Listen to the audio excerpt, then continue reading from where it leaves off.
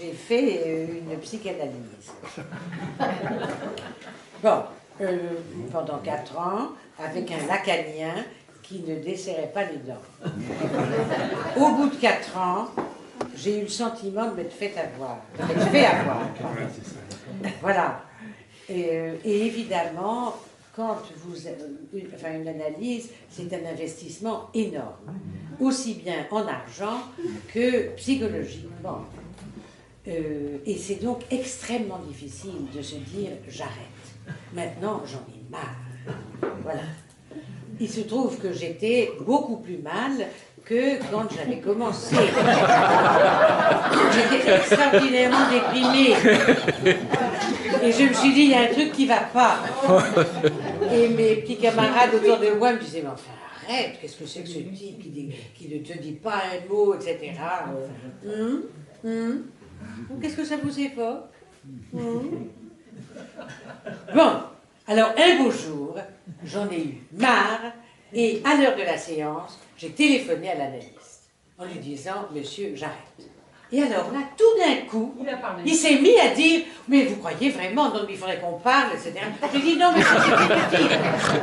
J'ai décidé d'arrêter. Voilà. Le problème, c'est que je me suis retrouvée chez moi, avec tout ce fric perdu, en n'allant pas mieux. Et je me suis dit, merde, il faut que j'en fasse quelque chose de cette colère. Parce que la colère, elle était terrible. Voilà. Et je me suis dit, eh bien, très bien, je vais écrire des pastiches. Voilà. Donc, j'ai commencé par... Après 3 ans, Verlaine, ayant poussé la porte étroite qui chancelle, je me suis promenée dans le petit jardin qu'éclairait doucement le soleil du matin, pailletant chaque fleur d'une humide étincelle. Rien n'a changé, j'ai tout revu.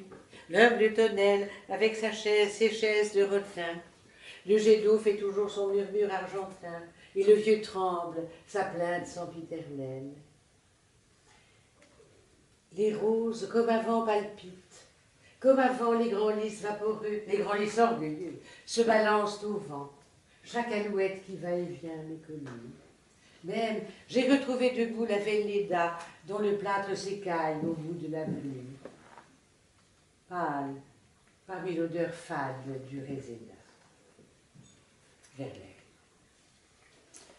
Alors, voilà, inspiré de cela, par cela, j'ai écrit ceci. C'était après 3 ans pour Verlaine, et j'ai écrit après 4 ans. Ayant tiré ma révérence à l'analyste, je me suis demandé ce que j'avais gagné dans la choucroute obscure et riche du passé, à pédaler ainsi en aimable cycliste. Rien n'a changé. J'ai tout gardé. Tous mes complexes sont encore là, fidèles au poste et obstinés.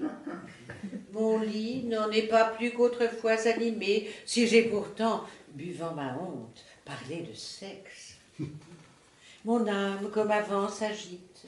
Comme avant, elle se cherche en vain, et malgré le divan, je me heurte toujours à semblables obstacles. Même les frémissements de l'espoir se sont tus. C'est pourquoi aujourd'hui, il faut que je renacle. J'avais honnêtement craché mes résidus. Et c'est signé I le navré. I le navré, c'est une anagramme de Verlaine. Voilà.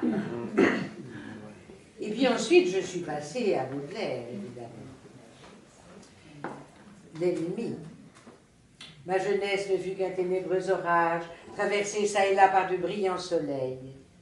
Le tonnerre et la pluie ont fait un tel ravage qu'il reste en mon jardin bien peu de fruits vermeils. Voilà que j'ai touché l'automne des idées, et qu'il faut employer la pelle et les râteaux pour rassembler à neuf les terres inondées, où l'eau creuse des trous grands comme des tombeaux.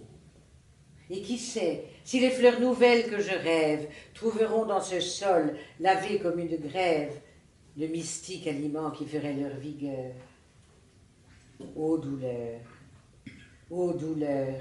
le temps mange la vie, et l'obscur ennemi qui nous ronge le cœur, du sang que nous perdons, croît et se fortifie. Baudelaire. J'ai écrit amertume. Mes séances ne furent qu'une éternelle attente, peuplée de l'origine des espoirs les plus fous. Le silence et l'ennui à la trogne navrante, 2 fois à la semaine, ont laminé le tout.